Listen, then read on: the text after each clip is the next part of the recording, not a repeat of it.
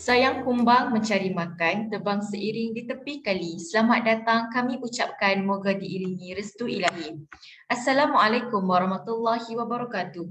Alhamdulillahirabbil alamin wassalatu wassalamu ala asyrafil anbiya wal mursalin wa ala alihi washabihi ajmain. Sidang hadirin yang dihormati, bersyukur kita kehadrat ilahi kerana dengan limpah kurnianya dapat kita bersama-sama bersua pada pagi yang super indah ini. Saya Nur Amir Aisyah binti Mahdi akan bersama dengan hadirin sekalian untuk mempengungsikan bual bicara kita pada pagi ini. Saya yakin pasti tidak sabar hendak berkenalan dengan tetamu yang merupakan insan yang hebat yang mengapit saya pada hari ini. Baiklah, panel yang pertama berasal daripada Kulim Kedah. Wah, orang negeri saya ini. Beliau merupakan seorang pakar motivasi hal elok Islam di Jabatan Pendidikan Islam Universiti Melaya iaitu Ustaz Muhammad Anas bin Rosli. Apa khabar Ustaz?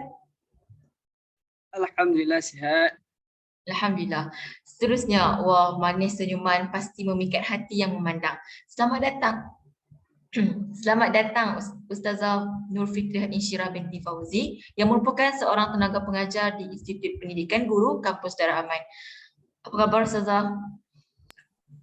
Khabar baik, sihat alhamdulillah. Saudari Amira, apa khabar? Alhamdulillah, terima kasih. Okey, baiklah. Terima kasih atas kesudian meluangkan masa untuk berkongsi ilmu pada pagi ini. Kalau ikutkan hati banyak lagi hendak disembangkan ini, tapi memandangkan topik kita pada pagi ini lebih menarik, izinkan saya mengupas terlebih dahulu mauduk bual bicara kita pada hari ini. Baiklah, mauduk bual bicara kita ini berkisar mengenai Rasulullah Khalifah Teragung. Persoalannya, apakah yang dimaksudkan sebagai khalifah? Okey, khalifah yang berasal daripada perkataan bahasa Arab iaitu khalafah yang berarti ganti, iaitu seseorang yang bergantikan seseorang yang lain yang akan dia melaksanakan sama ada dengan orang yang digantikannya atau melaksanakan ketika ketiadaannya. Maksud ganti di sini adalah menggantikan orang yang tiada. Okey, seterusnya menggantikan orang yang telah mati ataupun menggantikan tempat orang yang tidak mampu untuk menguruskannya. Dan yang terakhir, menggantikan tempat seseorang sebagai untuk memuliakannya. Manakala khalifah dari segi istilah ialah generasi manusia yang dipilih oleh Allah sebagai penggantinya untuk mentadbir, mengurus dan memakmurkan muka bumi ini dengan menjalankan syariat Allah Subhanahu Wa Taala sama ada di peringkat peribadi, keluarga, masyarakat dan negara. Jadi di sini dapatlah saya simpulkan gelaran khalifah yang diberi oleh Allah Subhanahu Wa Taala ini kepada kaum mukmin secara menyeluruh, tidak terbatas kepada keluarga tertentu, kelas tertentu, suku tertentu ataupun ras tertentu. Dalam Islam, setiap orang mukmin menjadi khalifah kerana seorang khalifah di muka bumi ini adalah semuanya sama. Sidang hadirin yang dikasihi sekalian, izinkan saya untuk membuka tirai diskusi bual bicara kita dengan penerangan yang lebih terperinci daripada panel pertama berkenaan sejarah dan latar belakang pelantikan khalifah selepas wafatan Rasulullah. Dipersilakan Ustaz Anas.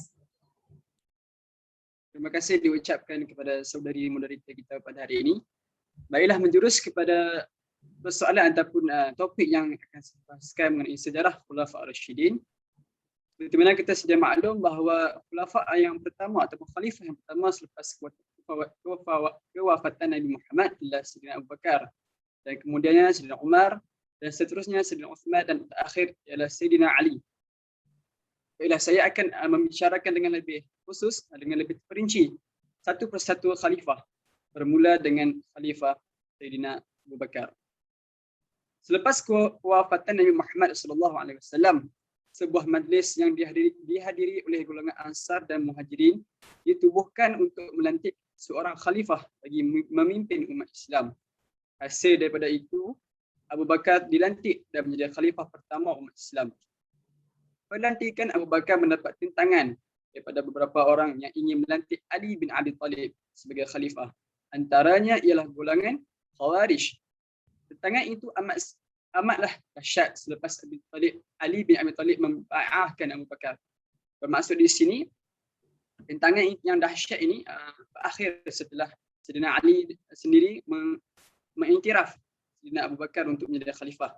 Antara kejayaan yang diperoleh Abu Bakar ialah melancarkan kempen untuk menghapuskan golongan riddah dan nabi palsu dalam siri peperangan Islam, yakni peperangan Ar-Riddah.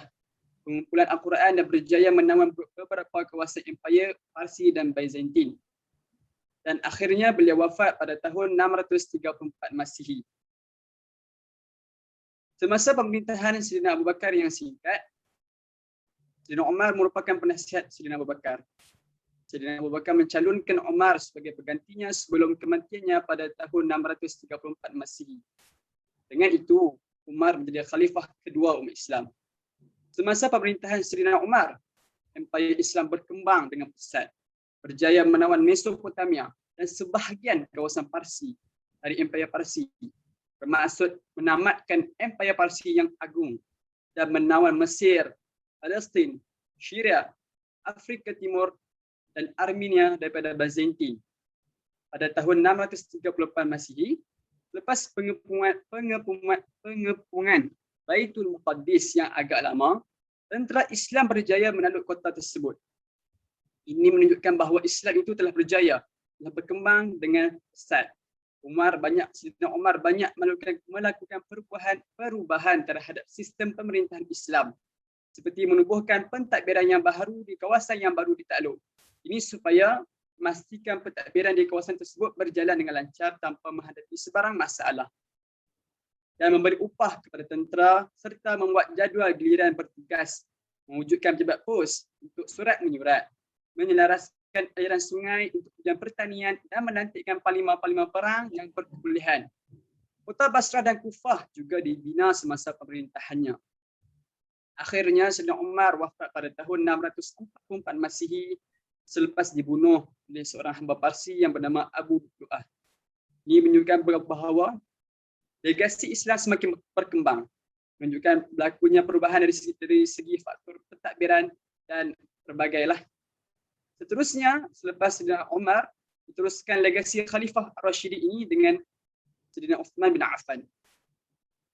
Sayyidina Uthman bin Affan menjadi khalifah selepas Umar Al-Khattab dibunuh pada tahun 644 Masihi. Beliau memerintah selama 12 tahun, iaitu dari tahun 644 Masihi sehingga 656 Masihi. Antara pembaharuan yang dibuat olehnya, beliau menubuhkan Angkatan Tentera Laut yang diketuai oleh Muawiyah dan membuat dasar terbuka dalam hubungan politik dan urusan dagangan. Ini supaya untuk menyebarkan dakwah Islam itu dengan lebih meluas. Beliau juga berjaya menyalin semula ayat Al-Quran dalam bentuk yang sempurna dan dikenali sebagai Mushaf Uthmani yang kita sedang lihat pada zaman sekarang lah. Itu Al-Quran yang dihasilkan daripada zaman Sayyidina Uthman. Semasa pemerintahannya, keseluruhan Iran, sebahagian daripada Afrika Utara dan Siprus menjadi sebahagian daripada Empayar Islam. Bermaksud Islam semakin berkembang, Islam semakin meluas di pelosok dunia lah.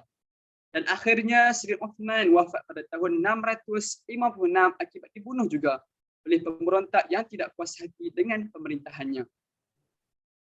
Akhir sekali, pada tahun 656 Masihi, Khalifah yang ketiga Islam iaitu Khalifah Sayyidina Uthman bin Affan wafat kerana dibunuh oleh pemberontak. Maka dilantiklah Sayyidina Ali untuk menjadi khalifah. Namun, segelintir masyarakat kemudiannya mencadangkan Sayyidina Ali menjadi khalifah, tetapi Sayyidina Ali menolaknya. Namun selepas didesak oleh pengikutnya, beliau akhirnya bersetuju menjadi khalifah.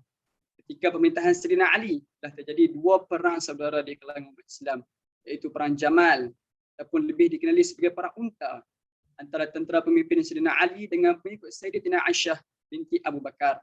Dalam peperangan ini, Zubair bin Awam dan Talhah bin Ubaidillah telah terkorban. Perang Jamal berjaya dipadamkan oleh Khalifah Ali. Selepas tamat peperangan Jamal ini, Khalifah Sayyidina Ali menghantar pula Sayyidatina Aisyah kembali ke Madinah. Sementara peperangan Siffin pula membabitkan penentangan Muawiyah yang ketika itu berpusat di Damsyik. Dalam peperangan ini, Sayyidina Ammar bin Ibn Yasir korban. Penentangan ini berjaya ditamatkan apabila Empayar Islam dipecahkan kepada dua bahagianlah. Dan akhirnya Sayyidina Ali wafat pada tahun 661 Masihi akibat dibunuh juga oleh Abdul Rahman bin Muljam ketika beliau dalam perjalanan ke masjid untuk menunaikan solat subuh. Jadi itulah serba sedikit sejarah yang dapat saya kongsikan daripada sejarah Khalifah Ar-Rashidin yang seperti mana kita sudah maklum bermula dengan Sayyidina Abu Bakar dan diakhiri dengan Sayyidina Ali. Saya serahkan majlis semula kepada saudari moderator. Sekian, terima kasih. Terima kasih Ustaz Anas atas penerangan yang pada amatan saya sangat jelas, padu dan lengkap, disokong pula dengan fakta dan juga dalil daripada akuan berkenaan soalan yang diajukan sebentar tadi. Sidang hadirin sekalian, bagi mengupas lebih terperinci mengenai topik ini, saya akan serahkan kepada panel kita yang kedua, iaitu Ustazah Insyirah untuk berkongsikan tentang beberapa contoh zaman kegemilangan Islam yang telah memberikan kejayaan yang besar pada umat Islam hinggalah ke hari ini. Dipersilakan Ustazah. Terima kasih saudari moderator atas soalan yang diajukan. Bagi menjawab soalan tersebut, terlebih dahulu saya ingin memberitahu bahawa sejarah Islam menitik beratkan pembangunan politik, sosial, ekonomi dan kebudayaan dalam ketamadunan Islam. Semasa zaman kegemilangan Islam iaitu pada zaman kerajaan Abbasiyah, para ahli falsafah dan ahli sains serta jurutera dari dunia Islam banyak menyumbang kepada teknologi. Mereka melakukan perkara ini dengan dua cara, iaitu dengan mengekalkan tradisi-tradisi yang awal serta dengan menambahkan rekaan-rekaan dan pembaharuan mereka sendiri. Pencapaian-pencapaian saintifik dan intelektual mekar pada zaman keemasan itu. Tokoh-tokoh Islam pada zaman kegemilangan Islam ialah pakar penterjemah bahasa iaitu Yahya Al-Batik, Yuhanna Ibnu Musawaih, Hunain Ibnu Ishaq. Pakar perubatan pula iaitu Yuhanna Ibnu Musawaih, Hunain Ibnu Ishaq. Bagi pakar perubatan dan falsafah iaitu Al-Kindi. Terdapat juga pakar matematik dan astronomi iaitu Al-Asturlabi, Al-Khawarizmi, Al-Batani. Manakala pakar sains pula iaitu Jabir Hayya Al-Fazi. Kitab yang dikeluarkannya ialah Kitab Al-Tajmin, Al-Zibat, Al-Syarqi. Seterusnya, pada zaman Khulafa Ar-Rasyidin, wilayah Islam membesar sehingga ke Afrika Utara, wilayah Syam, Palestin dan Asia Timur. Tentera Islam berjaya menumpaskan salah satu dari empayar paling berpengaruh di Timur Tengah, iaitu empayar Parsi Sasani, dan melemahkan pengaruh empayar Rom Bizantium di Timur Tengah pada masa itu. Jadi itu sahaja contoh zaman kegemilangan Khalifah Islam yang dapat saya kongsikan, iaitu pada zaman Abbasiyah dan pada zaman pemerintahan Khulafa Ar-Rasyidin. Baiklah, saya serahkan semula kepada saudari moderator. Terima kasih Ustazah Insyirah, seram sejuk saya rasa apabila berdiskusi dengan kedua panel yang cerdik pandai dalam bidang pendidikan Islam ini. Ini kerana segala penerangan yang telah dinyatakan adalah berasaskan fakta yang sahih. Sidang hadirin yang dihormati Allah sekalian, kita semua sedia maklum bahawa tanggungjawab manusia sebagai hamba dan khalifah kepada Allah khususnya meliputi perkara-perkara yang berkaitan dengan kehidupan, dan tanggungjawab tersebut bolehlah saya rumuskan kepada 3 bahagian, iaitu yang pertama mengabdikan diri. Okey. Maksud mengabdikan diri di sini adalah mengabdikan diri kepada Allah, menerusi beriman kepada Allah dan melakukan amal soleh dalam bentuk yang sempurna. Yang kedua, sebagai hamba manusia, perlulah kita melaksanakan amanah Allah, memelihara serta mengawal agama Allah serta ajaran Allah SWT. Yang terakhir adalah ke arah melaksanakan amanah sebagai seorang khalifah Allah, manusia hendaklah menyedari dan memahami bahawa kewajipan berdakwah dan menyebarkan atau memperluaskan ajaran Islam ke arah menegakkan syiar Islam serta meninggikan kalimah Allah di atas muka bumi ini. Baiklah, sebagai khalifah Allah yang dimaksudkan dengan wakil Allah, wajiblah manusia menjaga agama dengan melaksanakan 2 perkara. Yang pertama, kita mestilah menegakkan Islam, yakni dengan berdakwah kepada manusia seperti yang dilakukan oleh Rasulullah SAW dan juga para sahabat, yang membuktikan kenaikan ajaran Islam dan hukumnya di samping mempertahankan agama dari ancaman musuh. Yang kedua, kita mestilah melaksanakan Islam, yakni dengan mengamalkan perintahnya dan meninggalkan segala larangannya serta semua urusan termasuk juga urusan kemasyarakatan dan juga kenegaraan. Begitulah di antara tanggungjawab yang besar yang wajib dilaksanakan oleh setiap manusia yang hidup di atas muka bumi ini. Seterusnya, ia mestilah kembali kepada Islam, yakni menghayati Islam, kembali kepada beriman dan juga beramal soleh. Islam telah menentukan tujuan kewujudan alam ini, mewujudkan perseimbangan hubungan di antara manusia dengan penciptanya dan juga penciptanya dengan alam. Baiklah, oleh itu, bagi meneruskan lagi perbincangan berkaitan topik kual bicara kita pada hari ini, saya mempersilakan Ustaz Anas untuk mengulas dengan lebih lanjut mengenai peranan manusia terhadap masyarakat, negara dan juga alam. Dipersilakan Ustaz. Terima kasih kepada saudari moderator. Baiklah, kita bersuara lagi untuk pusingan yang seterusnya. Kenaan peranan pemimpin terhadap masyarakat, saya mulakan dengan sebuah hadis berdasarkan kepada sabda Rasulullah SAW yang bermaksud, kalian semua adalah seorang pemimpin dan setiap pemimpin akan dipertanggungjawabkan terhadap orang-orang yang di bawah pimpinannya. Hadis riwayat Al-Bukhari. Bermaksudnya di sini, seseorang pemimpin itu mestilah menjaga paduan ataupun ukhuwah di antara dirinya dan masyarakat. Ini supaya bagi mengelakkan perpecahan, pergaduhan dan sebagainya. Sebagai contoh, lembagaan negara iaitu negara kita ini sebuah negara yang demokrasi, memberi peluang kepada rakyat untuk memilih pemimpin mereka. Dan juga kerajaan menekankan bahasa kebangsaan di setiap sekolah-sekolah, bahkan juga diadakan sukan di peringkat sama ada di peringkat sekolah, kebangsaan, antarabangsa dan sebagainya. Semua ini adalah wadah untuk mewujudkan semangat bersatu padu di kalangan masyarakat negara kita yang terdiri daripada masyarakat majmuk, iaitu bangsa India, Melayu dan Cina dan sebagainya lah. Seterusnya, yang kedua, kebajikan rakyat perlulah diberikan perhatian. Seperti mana kita sedia maklum, negara kita sedang sering menghadapi banjir. Oleh itu, peranan pemimpinlah memberi bantuan sama ada dari segi kewangan ataupun bantuan berbentuk makanan dan sebagainya lah. Dari aspek negara pula, seseorang pemimpin itu bertanggungjawab menjaga kedaulatan negara. Sebagai contoh, dirinya perlu memberikan dana untuk mempertingkatkan kepakaran ketenteraan sama ada di darat, di laut maupun di udara. Di samping itu, perkembangan dunia di arah era digital. Dirinya sebagai seorang pemimpin juga perlu mengukuhkan sistem digital negara. Hal ini bagi menjaga data-data yang penting daripada dicuri oleh individu-individu yang tidak bertanggungjawab. Oleh itu yang seterusnya yang terakhir, tanggungjawab pemimpin terhadap alam. Alam juga seperti hutan-hutan dan haiwan-haiwan adalah makhluk Tuhan. Oleh itu, peranan pemimpin amatlah penting terhadap alam persekitaran. Sebagai contoh, dirinya boleh memulihkan hutan-hutan yang terbakar, membaik pulih saluran air bagi mengelakkan bencana banjir. Dan ini semua adalah satu perkara yang wajib dilakukan oleh seseorang pemimpin. Jadi itulah serba sedikit tanggungjawab ataupun peranan seorang pemimpin dari segi masyarakat, negara dan alam yang dapat saya berikan dan dapat saya huraikan pada sesi kali ini.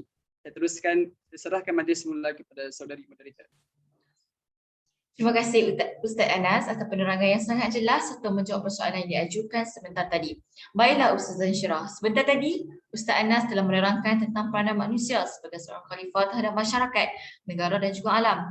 Pada pandangan Ustazah, bagaimana pula tanggungjawab seorang manusia terhadap Allah, diri dan juga keluarga? Dipersilakan. Terima kasih kepada saudari moderator. Berikut dengan soalan saudari tadi tentang peranan manusia sebagai khalifah. Sebagaimana yang telah diberitahu oleh Ustaz Anas dan juga saudari moderator tadi, peranan manusia sebagai khalifah ini sangat banyak dan sangat penting yang perlu diamalkan oleh setiap individu yang memimpin sesebuah organisasi atau negara.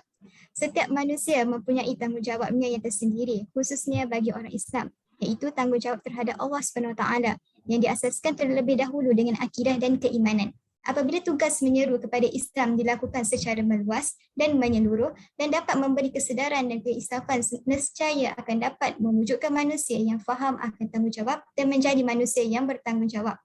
Antara tanggungjawab yang perlu dilaksanakan ialah menunaikan solat, berpuasa, membayar zakat dan mengerjakan haji. Manakala bagi orang yang tidak beriman tidak dipertanggungjawabkan kerana mereka telah ingkar dan tempat mereka di akhirat kelak ialah neraka. Kesemua ibadah-ibadah ini harus dilakukan oleh setiap umat Islam supaya dapat menjadi umat Islam yang sempurna dan lengkap dengan segala keperluan yang dituntut. Sama seperti yang telah dijelaskan oleh saudari moderator kita sebentar tadi, sebagai khalifah Allah yang dimaksudkan sebagai wakil Allah, wajiblah manusia menjaga agama dengan melaksanakan dua perkara. Pertama, menegakkan Islam dan kedua, melaksanakan Islam. Seterusnya, peranan khalifah terhadap diri. Setiap manusia di dunia ini diciptakan oleh Allah SWT dengan segala kelebihan dan keistimewaan jika dibandingkan dengan makhluk lain. Justru itu, manusia khususnya umat Islam seharusnya menjadi seorang hamba dan khalifah Allah yang baik menurut lunas-lunas Islam yang sepatutnya.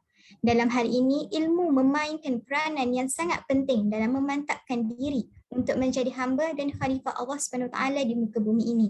Ilmu dapat dibahagikan kepada dua, iaitu ilmu fardu ain yang merupakan ilmu yang berkaitan dengan Allah SWT dan Rasul-Rasul.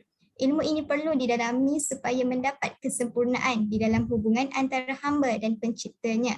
Dan yang kedua pula ialah ilmu fardu kifayah yang berkaitan dengan keduniaan dan bidang-bidang seperti politik, ekonomi, sosial dan sebagainya. Selain itu, diharuskan bagi setiap individu untuk memelihara hak diri dari soal agama hingga aktiviti yang dilakukan seharian. Akhir sekali, peranan dan tanggungjawab khalifah terhadap keluarga. Struktur sesebuah masyarakat terdiri daripada beberapa kelompok keluarga dan di dalam sesebuah keluarga terdiri daripada beberapa orang ahli tetap, iaitu ibu, bapa, suami, isteri dan anak-anak. Setiap ahli keluarga ini mempunyai tanggungjawab dan peranannya yang tersendiri. Antara tanggungjawab yang utama dan paling penting yang harus diberikan kepada ahli keluarganya ialah memberi pendidikan agama yang secukupnya. Allah telah mengingatkan setiap umat Islam supaya menyelamatkan diri dan keluarganya dari api neraka, iaitu melalui cara mematuhi dan taat mengerjakan perintah Allah dan meninggalkan larangannya. Selain itu, ketua keluarga juga boleh menyusuli dengan nasihat tunjuk ajar kerana ketua keluarga adalah contoh dan teladan bagi seluruh anggota keluarga. Dengan ini secara tidak langsung, ketua keluarga telah memainkan peranan dan tanggungjawab yang besar terhadap keluarganya. Sekian sahaja penerangan saya tentang peranan manusia sebagai khalifah ini. Kembali semula kepada saudari moderator. Baiklah. Terima kasih Ustazah Insyirah atas perkongsian maklumat tersebut. Jujur saya katakan saya sangat terpana dan tergamam dengan kedua-dua ahli panel kita pada hari ini. Satu demi satu berjaya dikupas dan diterangkan secara teliti dengan kehadiran bukti sokongan. Hadirin dan hadirat sekalian, perkataan qudwatul hasanah tidaklah asing bagi diri kita sebagai seorang Muslim. Jadi apabila menyebut saja perkataan qudwatul hasanah, maka terbayanglah dalam fikiran tak lain tak bukan kepribadian dan sunnah baginda Rasulullah SAW. Mungkin kita mempunyai jutaan rujukan tokoh dan pemimpin yang menjadi idola. Namun, ia tidak dapat menandingi keunggulan kepribadian Rasulullah SAW sebagai ketua keluarga, masyarakat dan negara, apatah lagi manusia di seluruh alam. Kepimpinan Nabi Muhammad SAW sebenarnya dapat terselah sewaktu baginda berada di Mekah lagi. Dan ianya terbukti apabila Nabi Muhammad SAW menonjolkan kebiasaannya menyelesaikan pertikaian tentang peletakan Hajarul Aswad. Ketika ini kabilah Arab Quraisy bertelingkah kerana menganggap kabilah masing-masing paling layak untuk meletakkan Hajarul Aswad. Pertelingkahan ini mengambil masa selama 4 hari dan hampir mencetuskan perang di antara mereka. Jadi datang seorang veteran Mekah yang bernama Umayyah bin Al-Mughirah Al-Makhzumi yang memberikan pendapatnya. Beliau berkata, "Wahai kaum, kamu jangan bertelingkah lantik hakim yang kamu setuju untuk hukumnya." Jadi mereka menjawab, "Kita serahkan urusan ini kepada orang yang awal masuk ke sini." Orang yang mula-mula masuk ke sini ialah Rasulullah SAW yang dipercayai. Tentulah perkara ini berlaku secara kebetulan. Secara tidak kebetulan, ianya adalah kehendak Allah dan hikmahnya. Kemudian Nabi meletakkan Hajar Aswad di tangannya dan diperintahkan supaya kain diangkat menuju ke tempat dan Nabi sendiri yang mengambil Hajar Aswad itu dengan tangan yang mulia dan letakkan di tempatnya. Jadi kita dapat saksikan bagaimana Nabi Muhammad SAW mampu menyelesaikan perselisihan faham antara kabilah Arab Quraisy, mungkin yang akan merebak hingga berlakunya peperangan dan pertumpahan darah. Seterusnya, Nabi Muhammad SAW ini juga merupakan seorang yang mahir berpolitik, iaitu beliau berjaya mengasaskan hubungan diplomatik dengan negara lain. Bukan sahaja dapat mengukuhkan negara Islam, bahkan melalui penghantaran utusan, ia dapat menyebarkan agama Islam dengan lebih luas, sama ada di luar ataupun semenanjung tanah Arab. Jika kita berbalik pada hari ini, pemimpin mestilah mempunyai wawasan yang jelas dan memiliki kemampuan berfikir dalam pelbagai pendekatan bagi mencari alternatif serta mampu memperjelas ataupun memperhalusi sesuatu yang abstrak kepada yang nyata. Seterusnya, Rasulullah juga merupakan seorang insan yang sangat berani. Buktinya, Rasulullah yang akan mengetuai setiap kali ekspedisi peperangan, umpamanya dalam perang Badar. Seterusnya, baginda akan menanam semangat jihad dalam kalangan pejuang Islam. Meskipun seperti kita tahu, tentera Islam mempunyai bilangan tentera yang sangat sedikit berbanding dengan musuh. Contohnya di dalam peperangan Khandaq dan juga perang Badar. Jadi di sini kita dapat lihat keunggulan sifat kepimpinan Rasulullah yang sangat kuat dan hebat, tiada tandingannya. Baiklah, seterusnya untuk mendengarkan dengan lebih lanjut berkenaan penghayatan akhlak dan sunnah Rasulullah, saya persilakan Ustaz Anas untuk mengupas mengenai penghayatan akhlak dan sunnah Rasulullah sebagai seorang khalifah dari diri. Dipersilakan Ustaz. Terima kasih diucapkan kepada saudari moderator. Baiklah, menerus kepada persoalan dan akhlak ataupun sunnah Rasulullah yang boleh diterapkan dalam diri seorang pemimpin. Yang pertama, saya ingin menyentuhkan berkenaan di aspek kesabaran dan ketabahan. Firman Allah dalam surah Al-Baqarah ayat 155 yang bermaksud, demi sesungguhnya kami akan menguji kamu dengan sedikit perasaan takut kepada musuh dan dengan merasai kelaparan dan dengan berlakunya kekurangan dari harta benda dan jiwa serta hasil tanaman, dan berikanlah kabar gembira pada orang-orang yang sabar. Baiklah, sebagai contoh, sirah telah meriwayatkan bahawa Nabi Muhammad pernah dibaling batu oleh penduduk Taif sehingga Nabi berlumuran darah. Tapi Nabi tidak membalas tindakan penduduk Taif. Bahkan Nabi berdoa kepada Allah. Apakah doa Nabi Muhammad? Ini doa Nabi Muhammad. Nabi berkatakan, Allahumma ya Allah, kepadamu aku mengadukan kelemahanku, kekurangan daya upayaku di hadapan manusia. Wahai Tuhan yang Maha Kuasa, Engkaulah Tuhan yang memberikan kelemahan dan Tuhan yang melindungiku. Pada siapa hendak Engkau serahkan nasibku, pada orang jauhkah yang berwajah muram kepadaku, atau kepada musuh yang akan menguasai diriku, asalkan Engkau tidak murka kepadaku. Aku tidak peduli sungguh sebab luas kenikmatan yang Engkau limpahkan kepadaku. Aku berlindung kepada nur wajahmu yang menyinari kegelapan, dan kerana itu yang membawa kebaikan di dunia dan di akhirat dari kemurkaanmu, dan yang Engkau timpakan kepadaku. Kepada Engkaulah aku adukan hal sehingga aku redha kepadamu, dan tiada upaya melainkan kepada kehendakmu.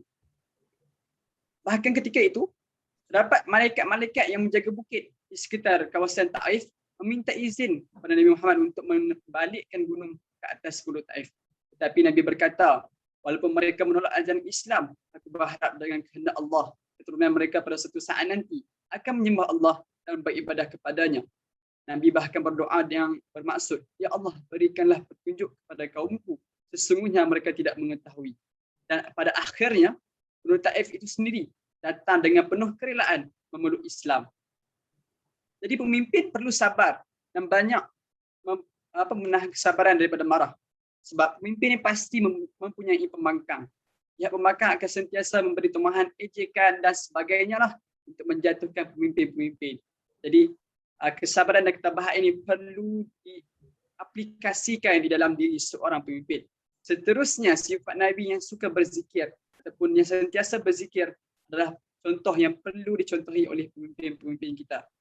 Seperti firman Allah dalam surah Al-Ahzab ayat 41 dan 42 yang bermaksud, wahai orang-orang yang beriman, ingatlah kepada Allah dengan mengingati namanya sebanyak-banyaknya dan bertasbihlah kepadanya pada waktu pagi dan petang. Nabi juga pernah diriwayatkan bertahajud sehingga kaki bengkak. Pemimpin sebenarnya perlulah kuat dari segi kerohanian, kerana pemimpin bukan sahaja diuji dari segi fizikal, malah jasmani. Rohani yang kuat akan dapat menempuh ujian yang menimpa dengan mudah. Dan ingatlah kata-kata saya, rohani yang mantap menjadi pimpinan Rabbani yang kuat. Jadi akhir kata pada saya, jadilah, terapkanlah sifat-sifat yang saya kongsikan, bahkan carilah sifat-sifat yang lain untuk menjadi seorang pimpin yang lebih profesional pada masa akan datang. Saya serahkan majlis semula kepada saudari moderator. Sekian, terima kasih. Terima kasih Ustaz Anas atas perkongsian yang jelas yang bersertakan dalil daripada Al-Quran dan serta penyampaian yang penuh bersemangat seperti tadi. Baiklah, sebentar tadi Ustaz Anas mengkongsikan kepada kita tentang akhlak dan sunnah Rasulullah dari segi diri. Bagaimana pula akhlak dan sunnah Rasulullah terhadap masyarakat. Jadi saya ingin meminta Ustazah Insyirah untuk menjelaskan dengan lebih lanjut berkenaan soalan yang diajukan seperti tadi. Dipersilakan Ustazah. Terima kasih kepada saudari moderator. Baiklah, untuk menjawab persoalan yang diajukan oleh saudari moderator kita, memang tidak dinafikan lagi bahawa manusia ini memiliki watak dan tingkah laku yang berbeza. Ada di antara mereka yang berkelakuan kasar, ada yang berkelakuan senamba, tidak mahu mengetahui tentang orang lain ataupun dikenal juga sebagai selfish. Dan ada juga yang berkelakuan lemah lembut. Walaupun kita berbeza tabiat, akhlak, tingkah laku dan watak, kita sebagai umat Islam iaitu umat Nabi Muhammad SAW perlulah menghayati akhlak dan sunnah baginda dalam kehidupan seharian, kerana akhlak dan sunnah baginda lah yang terbaik dan yang terpuji bagi amalan seluruh umat. Antara penghayatan akhlak dan sunnah Rasulullah SAW dalam masyarakat, pertama ialah mempunyai sikap lemah lembut. Lemah lembut merupakan antara akhlak yang terpuji ada pada diri Rasulullah SAW. Lemah lembut dalam sikap, tabiat, watak, dalam ucapan, tingkah laku dan sebagainya. Rasulullah SAW bersabda yang bermaksud, sesungguhnya tidaklah kelemah lembutan itu ada pada sesuatu, melainkan akan menghiasinya, dan tidaklah tercabut dari sesuatu, melainkan akan merosakkannya. Sebagai contoh, Nabi Muhammad SAW menghadapi kerenah manusia yang kufur, syirik, munafik, benci dan pelbagai tindak balas terhadap baginda dengan cara lemah lembut dan bersabar atas setiap kerenah dan kejahatan orang yang tidak suka kepada baginda. Jelaslah di sini bahawa Rasulullah SAW tidak berkasar atau menentang orang yang melakukan kezaliman kepadanya. Sebagai pemimpin, Rasulullah hendaklah menunjukkan contoh teladan yang baik kepada umatnya. Oleh itu, sikap lemah lembut ini sangat penting bagi setiap masyarakat untuk diterapkan dalam diri, terutama sebagai seorang pemimpin, kerana pemimpin adalah contoh dan ikon bagi orang-orang di bawah pimpinannya. Yang kedua pula ialah sifat zuhud. Zuhud adalah lawan kepada perkataan gemar atau suka. Apabila kita gemar akan sesuatu, ia adalah satu bentuk keinginan. Sedangkan zuhud adalah hilang keinginan kepada sesuatu. Ibnu Qayyim pernah menyebutkan maksud zuhud yang didengari beliau daripada gurunya, Syekhul Islam Ibnu Taimiyah, yang mengatakan bahawa zuhud adalah meninggalkan sesuatu yang tidak bermanfaat untuk kehidupan akhirat. Sebagai contoh, Rasulullah SAW bersifat zuhud dan sederhana serta lebih mementingkan kebahagiaan hidup di akhirat dan keredaan Allah Azza wa Jalla. Baginda tinggal di rumah yang sangat sederhana dan berpakaian sederhana. Rasulullah SAW tidak menunjukkan apa yang baginda ada, tetapi baginda hanya hidup sama seperti orang lain.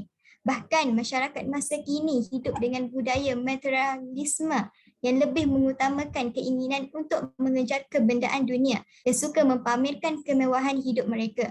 Jika masyarakat masa kini mengamalkan sikap daripada Rasulullah SAW iaitu sifat bersederhana, maka masyarakat akan lebih mendekatkan diri dan timbulnya kecintaan kepada Allah dengan segenap hatinya. Dalam hadis riwayat Ibnu Majah, Rasulullah SAW bersabda yang bermaksud, zuhudiyah apa yang ada di sisi manusia, maka Allah akan mencintaimu. Dan zuhudiyah apa yang ada di sisi manusia, maka manusia akan mencintaimu. Dan yang ketiga pula ialah sifat belas kasihan. Belas kasihan adalah akhlak yang terutama. Betapa mulianya orang yang memiliki sifat belas kasihan dalam melayari kehidupan sebagai umat Islam di atas muka bumi ini. Belas kasihan kepada orang susah, kepada orang-orang tua dan sebagainya boleh melahirkan keharmonian dalam masyarakat. Rasulullah SAW bersifat belas ihsan, mengasihi sesama insan dan berburas senda dengan ahli keluarga dan para sahabat. Aisyah radhiyallahu anha berkata, jika Rasulullah SAW berada di rumah, dialah orang yang paling murah senyuman dan ketawanya. Ali bin Abi Thalib menceritakan bahawa Rasulullah SAW selalu kelihatan ceria, tenang dan santai, banyak tersenyum di hadapan para sahabat, semangat dan kagum dengan pembicaraan mereka, malah kadang-kadang tertawa sehingga terlihat gigi gerahamnya. Di sini jelas bahawa akhlak Rasulullah sebagai anggota masyarakat yang hidup dalam sebuah negara yang mempunyai pelbagai kaum, agama, bangsa dan budaya hendaklah menerapkan sifat belas kasihan dalam diri agar kita akan sentiasa dikasihi dan disanjungi oleh orang lain. Kerana wujudnya sifat belas kasihan dalam diri dapat menjadi pemimpin yang berwibawa serta berkaliber. Amalkanlah akhlak terpuji yang digariskan oleh Rasulullah SAW agar hidup disayangi oleh makhluk di bumi atau di langit. Jadi itu sahaja penerangan yang saya dapat kongsikan. Kembali semula kepada moderator. Terima kasih Ustazah Insyirah. Jadi di sini jelaslah bahawa baginda sallallahu alaihi wasallam sentiasa mengutamakan kebajikan setiap manusia di bawah kepimpinannya. Rasulullah SAW turut mengingatkan pemimpin mengenai bahaya tanggungjawab yang tidak dilaksanakan. Kepimpinan Rasulullah yang berasaskan akhlak hingga baginda mampu menarik golongan bukan Islam memeluk Islam dan mentaatinya sebagai ketua negara. Tindak tanduk pemimpin juga akan sentiasa diperhatikan oleh rakyat. Kefahaman itulah yang perlu ada dalam diri setiap insan, terutamanya calon pemimpin yang akan bertanding dalam pilihan raya kali ini. Sekiranya pemimpin memiliki sifat terpuji seperti yang ditunjukkan oleh Rasulullah SAW, pasti akan lahir masyarakat yang harmoni. Kerana masyarakat yang harmoni terdiri daripada kalangan pemimpin dan rakyat yang saling menyayangi, hormat menghormati serta sentiasa diingati dalam doa. Baiklah, sedar tidak sedar, sesi bual bicara kita pada pagi ini hampir ke penghujungnya. Jutaan terima kasih diucapkan kepada Ustaz Anas dan Ustazah Insyirah atas kesudian menerima jemputan untuk bersama-sama melakukan perbincangan berkaitan topik kita pada pagi ini. Semoga Ustaz dan Ustazah sentiasa berlapang dada untuk menerima jemputan daripada kami lagi selepas ini. Saya juga wakil daripada pihak penganjur ingin mohon maaf sekiranya terdapat kekurangan daripada pihak kami bagi sesi berbicara kali ini. Sebelum berakhir, izinkan saya mengakhiri dengan serangkap pantun. Bunga seroja di atas bara, jauh ditimpa buah berangan. Andai kata tersilap bicara, kemaafan jua kami mohonkan. Sekian, wabillahi taufiq wa hidayah. Wassalamualaikum warahmatullahi wabarakatuh.